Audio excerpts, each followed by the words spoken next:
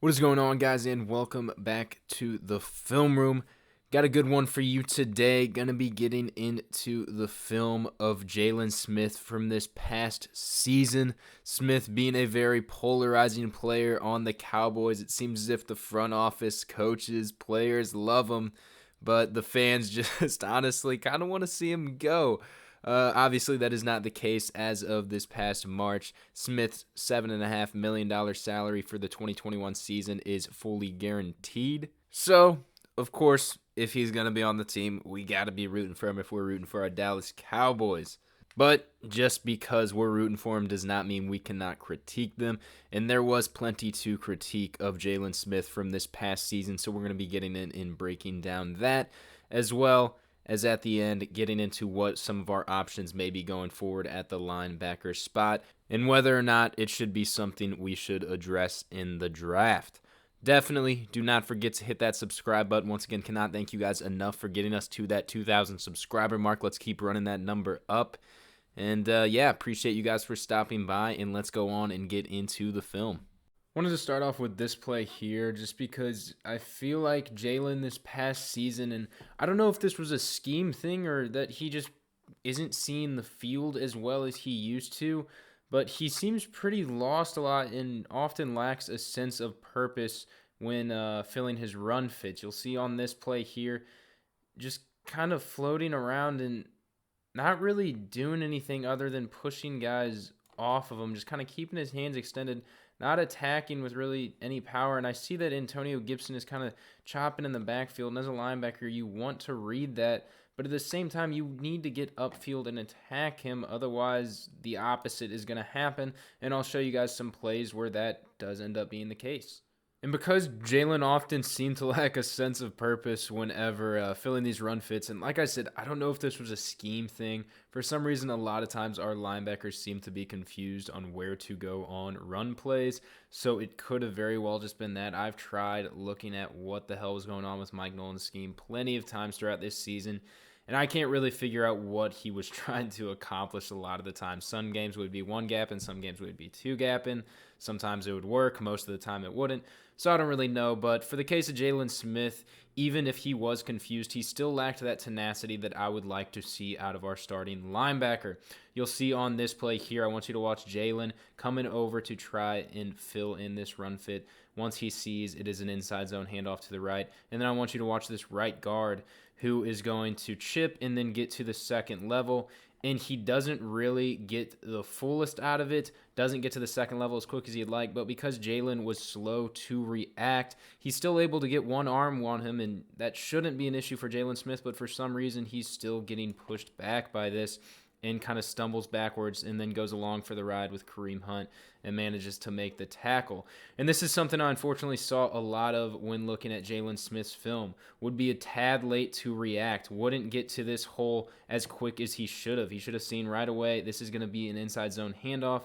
And even though Joe Thomas might be filling this hole, Jalen should still be doing his best work to get over there. It doesn't seem like he has much of a responsibility up in this gap. You'll see Antoine Woods kind of get out that way, and then Dontari Poe try to seal that off. So Jalen seems kind of free to roam on this play, especially once he sees it's going towards his left. He should definitely be able to get over there and attack, but because, like I said, he's late to react, this right guard here is able to get up to the second level, and Jalen just kind of even runs into him and then gets pushed back and then goes along for the ride. I'll show you guys more of this now. Unfortunately, a pretty common theme when looking at Jalen Smith's film from this past season, and what I was kind of hitting on in those past couple clips, is not only does he kind of lack a sense of purpose, but then he's engaging these blocks for seemingly no reason and with not much tenacity, getting pushed back, and then if the ball carrier comes in his vicinity, he'll just wrap up and go along for the ride, and a lot of times he's falling backwards onto his back, and these ball carriers are picking up an extra 2 to 3 yards because of this. And you'll see on this play here, and this is pretty common, Jalen not really having much awareness of where the play is going out and setting an edge, and I'm not sure why. I don't know if this was potentially, because you'll see they do motion a guy across, so I don't know if that confused him. I can't imagine that would have been why he was getting out there, because you'll see Xavier Woods have that covered. But now we basically have 3 guys with Antoine Woods DeMarcus Lawrence, and Jalen Smith all setting the edge, and then the run lane that the running back ends up going through is wide open and where I think Jalen should have been. But you'll see for some reason he just engages this block with 67 for really no reason, just goes and gets his hands on him, and that's something that I don't know why I see a lot out of Jalen Smith's film. He could kind of just, I don't know if he's like, oh, if I go and engage in a block, it'll look good on film, even if I don't get there to make the play, at least I'm doing something. But instead of just going in and meeting this running back at the point of attack right up this B gap, Jalen's like, oh, I'll go and engage in the block out here, and helps at the edge with 3 other guys, and it ends up, you'll see again, he just kind of hangs on and goes along for the ride. One thing, Jalen Smith doesn't miss a lot of tackles because he just grabs onto their legs and holds on for dear life, so I guess I'll give him that. Again, I want you to watch this play here with Jalen and just try to figure out what his purpose was on this play, why he went and aimlessly engaged in this block. It seems like sometimes he's doing these guards' jobs for them. I want you to watch this play gets blown up at the line of scrimmage. Jalen should be shooting into this gap, coming in as that second line of defense to push that running back, and he ends up doing that, but after Randy Gregory's basically alligator wrestling for a good few seconds. But just watch this right guard here. There's no reason for Jalen to go down and engage in him. Tyrone Crawford actually does a really good job in this play of holding up the center while also holding up that right guard and not allowing him to get to the second level to Jalen. But Jalen pays this off in no way because he goes down and then engages in the one arm of the right guard while the other is still dealing with Tyrone Crawford. On this play, he should have seen this play was getting blown up at the point of attack and went and shot the gap with Randy Gregory there and could have paid this off for even more of a loss than it already was because of our great defensive line play. Another thing that bothered me when going back and looking at Jalen's film from this past season, and like I said earlier, this could just be a scheme thing. I know there were a lot of issues, especially so in the linebacker room when it came to understanding this scheme, it seemed. And there were plenty of times where our linebackers were ending up in the same spot, and this, like I said, isn't just on Jalen, could be on scheme, could be on the other linebackers as well. But there were plenty of times where it was like, Jalen, what are you doing there? This play, for example, is going to be a little zone read handoff against the Philadelphia Eagles here. Ball's going to come right off of this left guard's butt. And Jalen's going to end up over on the left side of the line of scrimmage, which I understand that maybe you're worried about this ball coming up the middle, but you already have a linebacker attacking there. You have guys on the edge responsible for the quarterback, so I don't understand why you're ever shifting over to the left, and then you leave this run lane wide open. Luckily, Darian Thompson closes down, prevents him from bouncing it more outside, and Jalen is able to recover to an extent. So, yeah, just no real reason for him to be over there. And it's strange because you saw on the Browns play earlier where the handoff was inside and to the right, and where the running back received the handoff was closer to the line of scrimmage, so it's more likely that this ball is going to 100% end up going to the right. Less of a room for the running back to bounce it outside like he did on this play. But then we saw on that play Jalen stay put in this gap and not shuffle over there like he should have to prevent the run to the right. On this play, though, he shuffles over there to the left instead of staying in his likely assigned gap and pays the price because of it. Luckily, Darian Thompson is able to get down. Him and Sean Lee are able to recover. You'll see on this play here, Jalen read and reacting late again and ultimately ended up in relatively the same spot as Leighton Vander Esch, and it cost them a touchdown on this play. Dontari Poe, and I believe this is Antoine Woods here, actually do a solid enough job of just kind of cramming up the middle so neither the center or guards can get to the second level to block Leighton or even Jalen. But neither of them are ultimately able to read this correctly and make the play, and especially so on Jalen, just kind of runs into the butts of his interior defensive lineman, and there's not much reason for doing so. You'll see Gibson motion over to the right at the last second, so this should indicate in the event of a handoff, it is likely going to the left, and it does just that, but Jalen still, you'll see him take no steps over to his right. Actually, his initial step is to the left, and I'm not sure why that would be. You already have a linebacker over there, and you will see him in no way flow to the right where the ball ends up going and is completely late in making the play, just had no chance. Honestly, it was really strange going through and watching a lot of Jalen's film because it was just super inconsistent. And like I said, this could have been a scheme thing. He was just confused, and he was just often taking steps in his run fits in different places all throughout this season. Sometimes he would be coming down and filling this gap. Sometimes he would be going over to the other side of the line of scrimmage completely, and it got to the point where there was just no consistency, and I think he just wasn't visualizing and seeing the field very well, and maybe even got in his own head at some point and was just taking a lot of guesses. And at the linebacker spot, you cannot be guessing on a consistent basis. You have to be able to have an understanding of what is going on before the snap and then read and react based on what is happening immediately after the snap, and that just was not something that we saw a lot of out of Jalen Smith this past season. And this is a good play here to show Jalen just guessing instead of reading and reacting and being an instinctual player. You'll see the motion with McKissick across the line of scrimmage, and there was never really any chance for him to get the ball, nor was there any reason for Jalen to think he would be covering him had he gone out for a pass. You'll see we got Xavier Woods, I believe, out there in the flat to be responsible for anything that comes out here. So there's no reason for Jalen to abandon the run on this play or abandon the zone that he likely would have been in over the middle of the field on this play.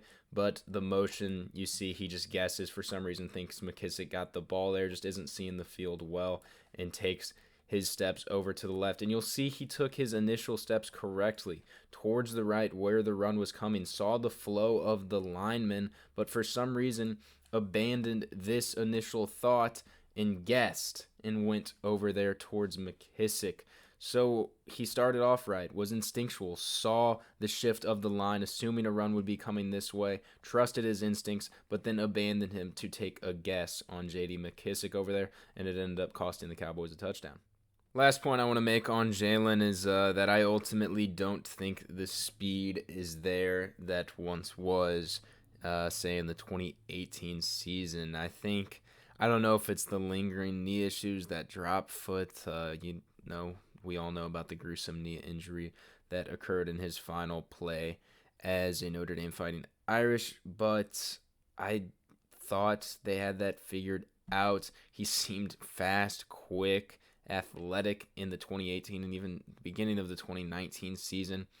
But now it just seems to not really be there anymore. He seems to run a little different too. It's kind of strange at times how Jalen runs, and you'll see on this play here, gets beat to the edge by Daniel Jones, just not seeming as fast as he once might have, and he was just really spying Jones on this play, just kind of sitting in the middle of the zone. His eyes were on Jones the whole time, so once he saw him take off to run, he could go at the same time, and Jones ultimately still pretty much beat him to the edge.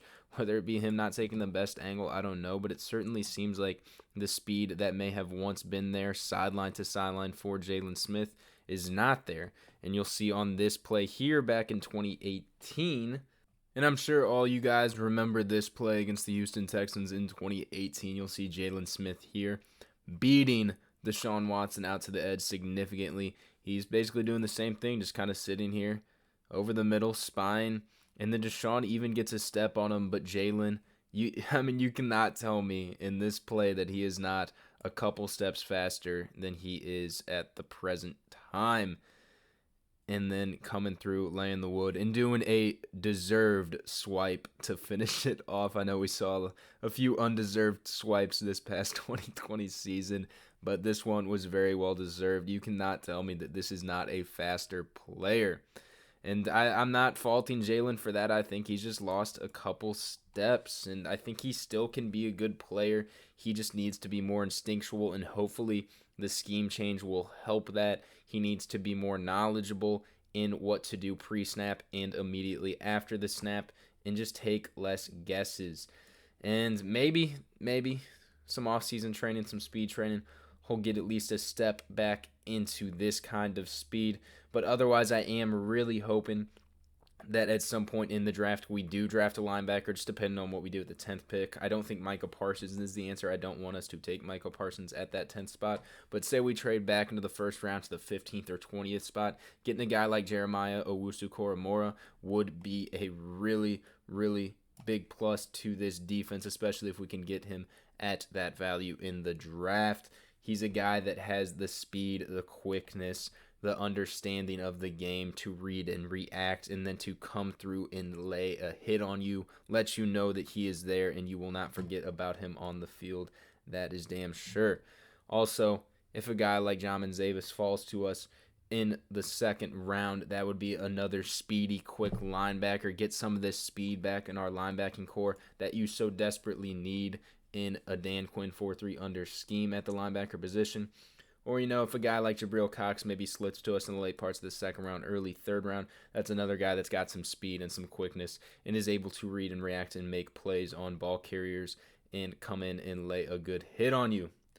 Well, guys, that's going to be the end of this one. Really hoping we can see an improved Jaylon Smith this coming season, because he definitely seems to be like he's in the position to be a key part of this defense. The coaching staff and the players certainly do seem to trust him, and it seems to be only the fans who are anti-Jaylon Smith. So hopefully we can get back to some of this 2018 form that you'll be seeing in some of these plays here. And just maybe find that Jaylon Smith that we once had in 2018 when we thought we had the best linebacker duo in football, a guy that's breaking through the line of scrimmage like this, not going and engaging in blocks for no reason, getting through the line of scrimmage and not just kind of getting back and then falling and going along for the ride, getting through ball carriers. So, hopefully that's something that we will find. Maybe some tenacity, some quickness, get some of that speed back. We will see. You never really know. But guys, thank you so much for stopping by. Definitely comment below. Let me know what you thought of this video, what you think of Jaylon Smith, where he is heading, and if you think we will see an improved or the same Jaylon in the 2021 season. Once again, guys, thank you for stopping by, and I will see you on the next video.